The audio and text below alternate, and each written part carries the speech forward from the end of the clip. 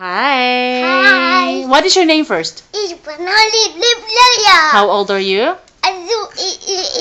You're turning 3 years old, anak. Today is the 13th of August, and next month No. you're gonna be turning 3 years old.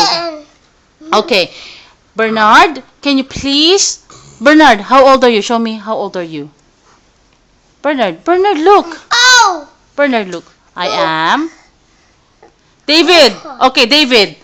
Since you want to show off, David, okay. You tell me the parts of your body. No.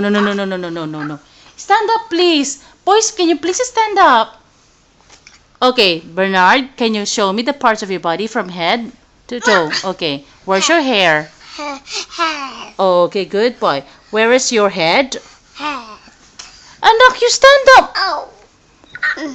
Anak, can you please stand up? Putik talaga.